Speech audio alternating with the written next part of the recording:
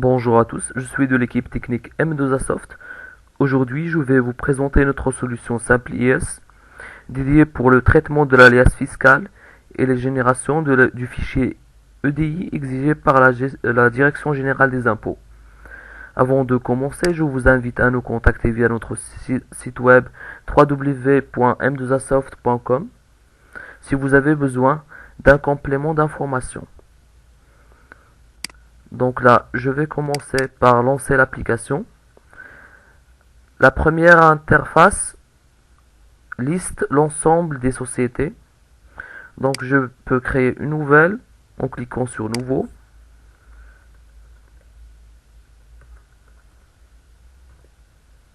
Je renseigne l'ensemble des informations.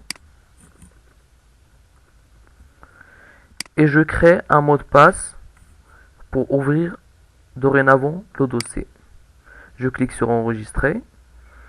Pour ouvrir le dossier ou la société, il suffit de faire un double clic dessus et de renseigner le mot de passe et de cliquer sur Entrée. La première chose à faire, c'est la création des périodes. Je crée par exemple une période intitulée 2017 et je clique sur Enregistrer. Pour ouvrir cette période-là, je double clique dessus et je sélectionne Ouvrir cette période.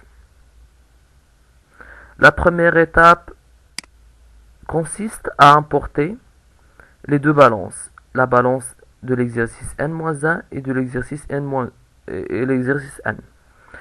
Je clique sur Importer.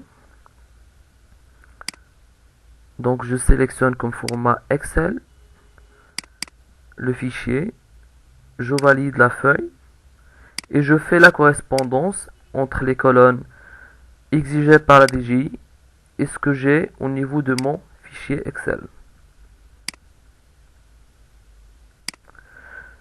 Après avoir fait cette étape-là, je peux en fait enregistrer ce modèle-là pour que je puisse l'utiliser pour une importation ultérieure si bien évidemment j'ai le même ordre de colonnes au niveau de mon fichier Excel. Je clique sur Enregistrer le modèle et sur Importer et enfin sur Enregistrer pour appliquer les données. En bas, il y a automatiquement le total du débit et du crédit qui est calculé ainsi que le solde.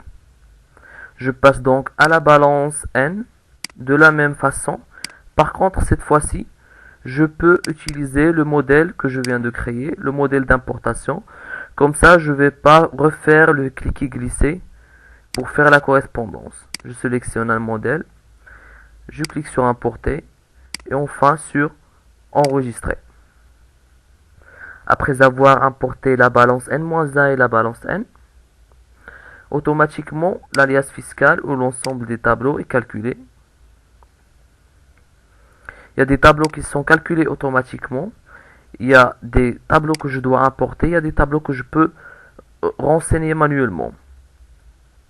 Si par exemple, j'ai envie de changer la méthode de calcul ou la formule de calcul de l'une des informations du tableau, je clique sur l'engrenage.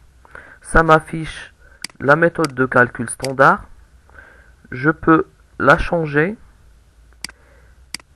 Et je peux aussi visualiser le résultat. Si le résultat me satisfait, je clique sur Égal pour appliquer le résultat et sur Enregistrer. Automatiquement, la cellule devient de couleur verte. C'est pour distinguer les cellules calculées avec une méthode standard et celles qui ont été modifiées. Je peux revenir en arrière. Je clique sur cette icône. Je fais le calcul. Et j'applique. Voilà le calcul qui a été refait. Et c'est la version standard qui est enregistrée. Je peux procéder autrement. Si je veux par exemple mettre un autre montant manuellement, je peux le faire en faisant un simple changement au niveau de la cellule et la cellule devient de couleur bleue.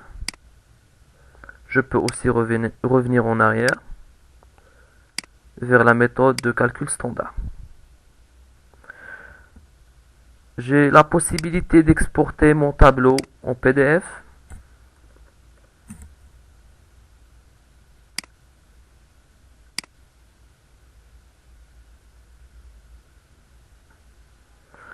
Voilà. Et sous format Excel, et je peux l'imprimer aussi. Donc ça c'est le premier type de tableau qui est calculé automatiquement. C'est comme l'actif, le passif, ainsi de suite. Il y a des tableaux que je dois en fait renseigner manuellement.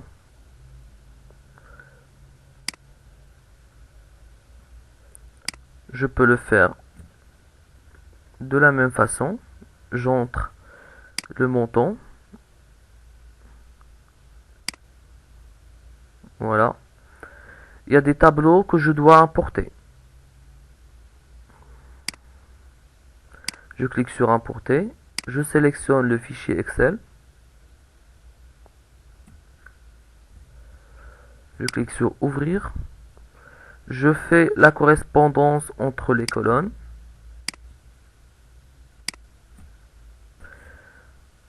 Et je clique sur importer. Et enfin sur enregistrer. Si j'ai besoin de vider un tableau, il se fait de cliquer sur cette icône-là.